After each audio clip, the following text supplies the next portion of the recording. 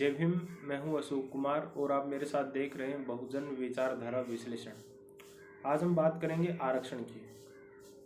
आरक्षण भारत में आरक्षण के एक बहुत बड़ी आबादी जो है वो लाभार्थी है, जिनमें schedule caste, schedule tribe, backward class, जिनको अनुसूचित जाति, अनुसूचित जनजाति, पिछड़ा वर्ग और अब जो वर्तमान में 2019 के बाद से भारत में से जिनको सामान्य वर्ग कहा जाता था, जिनको जनरल कैटेगरी कहा जाता है, आज वे लोग भी जो हैं आरक्षण के लाभार्थी हैं। तो सबसे पहले जानिए कि आरक्षण क्या है। अगर मैं सामान्य भाषा में बात करूं तो आरक्षण जो है एक ऐसी प्रक्रिया है जिसके माध्यम से जो है भारतीय संविधान के अंतर्गत भारत का जो संविधान है उसके भाग 3 में जो मौलिक अधिकार हैं, आर्टिकल 15 के भाग 4 में कहा गया है कि वही जो जिन समाजों का सरकारी नौकरियों में, विश्वविद्यालयों में और राजनीतिक सामाजिक रूप से जिनका प्रतिनिधित्व तो नहीं है, उन सभी को जो है आरक्षण का लाभ मिलेगा। और जो सामाजिक रूप से पिछड़े हुए हैं, शैक्षणिक रूप से पिछड़े हुए हैं, आर्थिक रूप से कमज़ोर लोग हैं, ये आधार जो है वो रखा गया है आर्टिकल 15 के भाग 4 में भारतीय संविधान के। तो साथियों, आज सबसे पहले हमें ये जानना पड़ेगा कि आरक्षण रूपी जो आज हमारे सामने एक नई व्यवस्था हमें नज़र आ रही है, ये नई नहीं है, ये बहुत पुरानी है।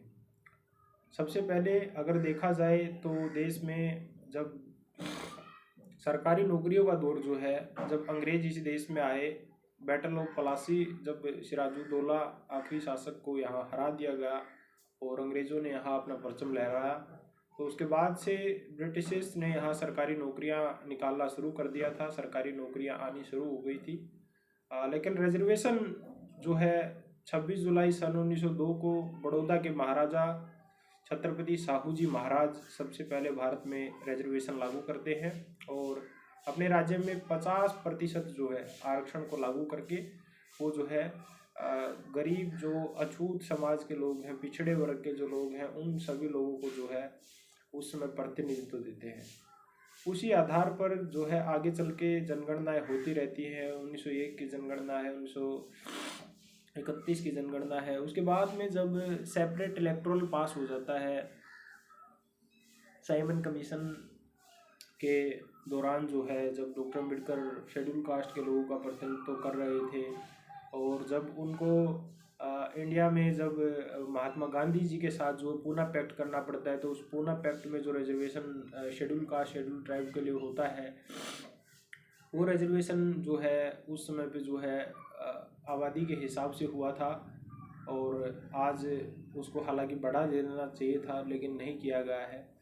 तो उसके बाद आरक्षण जो है वो 1990 में जब ओबीसी को आरक्षण दिया जाता है, जिसको मंडल कमीशन की रिपोर्ट कहा जाता है, वो प्रधानमंत्री वीपी सिंह ने 1990 में लागू कर दी थी और उसके बाद ओबीसी समाज को भी आरक्षण जो है मिल गया था। आज हम आरक्षण के ऊपर बात क्यों कर रहे हैं? आरक्षण आज बहुत बड़ा डिबेटेबल इशू है।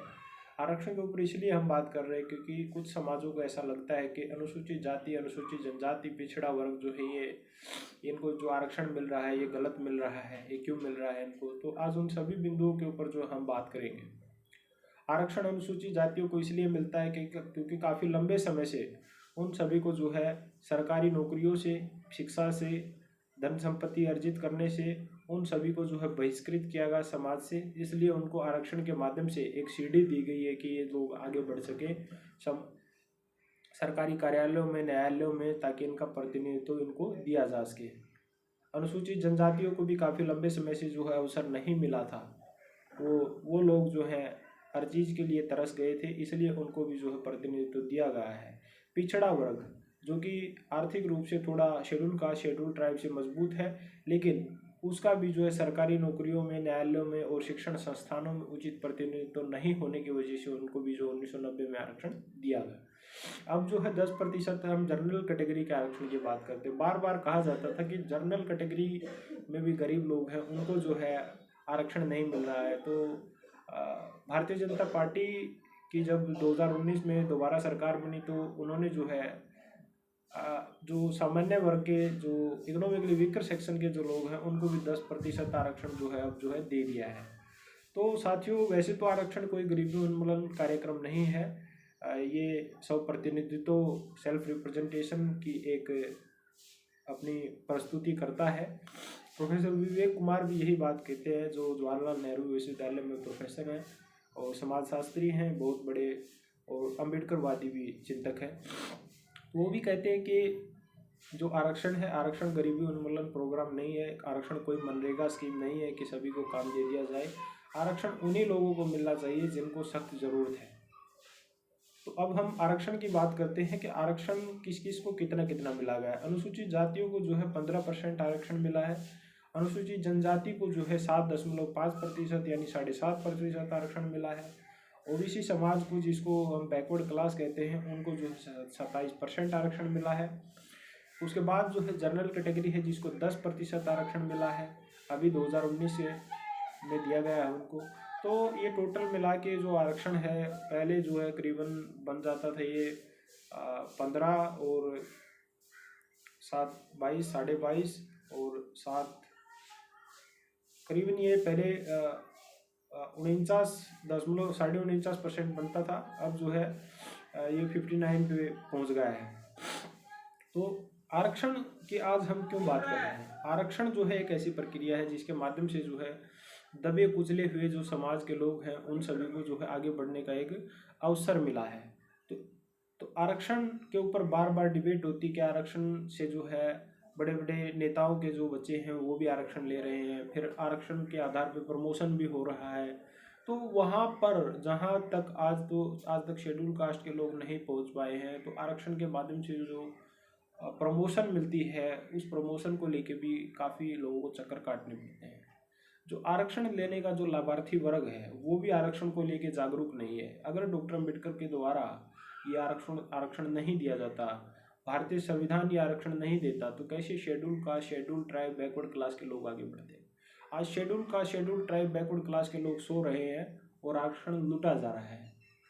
काफ़ी लंबे समय से बहुजन समाज के संगठन जो है आरक्षण के प्रति सक्रिय हैं, परंतु लगातार होता प्राइवेटाइजेशन आरक्षण के जो एरिया को जो है सीमित करता जा रहा है। आप लोगों को लगता होगा प्राइवेटाइजेशन आज ही आया है, नहीं, इसको 1990 में लेके आ गया था, और 1990 से पहले से ही प्राइवेटाइजेशन लगातार शुरू है हमारे देश में। जब उदारवाद, पूंजीवाद और उसके साथ साथ अपना निजीकरण, वैश्वीकरण, ये तीनों टर्मिनोलॉजी जब आई थी, तो उसके साथ साथ जो है भारत की इकोनॉमी ओपन हो गई थी और पब्लिक सेक्टर जो है छोटा होता गया और प्राइवेट सेक्टर है वो बड़ा होता गया। अब अगर पब्लिक सेक्टर कहीं बचेगा ही नहीं, तो आरक्षण कहाँ इम्प्लीमेंट होगा? अगर आप लोगों को आरक्षण इम्प्लीमेंट कराना है, आरक्षण को बचाना है, तो निजीकरण के खिलाफ जो है आप आंदोलन छेड़ो, प्राइवेट सेक्टर में आरक्षण की मांग करो। प्राइवेट सेक्टर में काफ़ी लंबे समय से बहुजन समाज पार्टी की राष्ट्रीय अध्यक्ष, पूर्व मुख्यमंत्री उत्तर प्रदेश जो है काफ़ी लंबे समय से कह रही हैं कि आप सभी जो है प्राइवेट सेक्टर में जो है रिजर्वेशन की डिमांड करो। जब सब कुछ ही प्राइवेट हो जाएगा और आपके पास कुछ बचेगा ही नहीं, तो आपका आरक्षण कहाँ लागू होगा? तो आप सभी को समझना पड़ेगा कि आरक्षण आप लोगों के लिए क्यों ज़रूरी है, खासकर SC ST OBC के लोगों के लिए आरक्षण क्यों जरूरी है? क्योंकि उनके पास ना जमीनें हैं, ना नौकरियां हैं, ना कुछ और है, ना धन संपत्ति है, तो वो आगे कैसे बढ़ेंगे? तो बाबा साहब डॉक्टर अम्बेडकर का शुक्रगुजार हो जाइए कि आप सभी को एक ऐसी सीढ़ी दे के गए हैं जिसके माध्यम से जो है आप लोग आगे बढ़ सकते हैं। और ये आरक्षण का गणित जो है सबको समझ में आने वाली बात नहीं है। आप सभी को जो है आरक्षण के प्रति अवेयर होना पड़ेगा। आरक्षण को पढ़िए। ये मैंने सामान्य बात बताई है, कुछ गलतियाँ हो सकती हैं, नीचे कमेंट में आप लोग बता सकते हैं, उनको आगे दूर करने की हम पूरी कोशिश करेंगे। बहुजन विचारधारा विश्लेषण जो हमारा YouTube चैनल है, बहुजन समाज के हितों के प्रति समर्पित है। बहुजन समाज का हित ही बहुजन विचारधारा विश्लेषण के लिए सर्वोपरि है। बहुजन विचारधारा विश्लेषण को लाइक कीजिए, सब्सक्राइब कीजिए और कमेंट कीजिए। कुछ गलतियां हो जाएं तो उनको नीचे कमेंट में बताइए ताकि उनको आगे से सुधारा जा सके। आज के लिए इतना ही। जय भीम, जय भारत, जय मानवर काशीराम, जय संविधान। Thank you so much.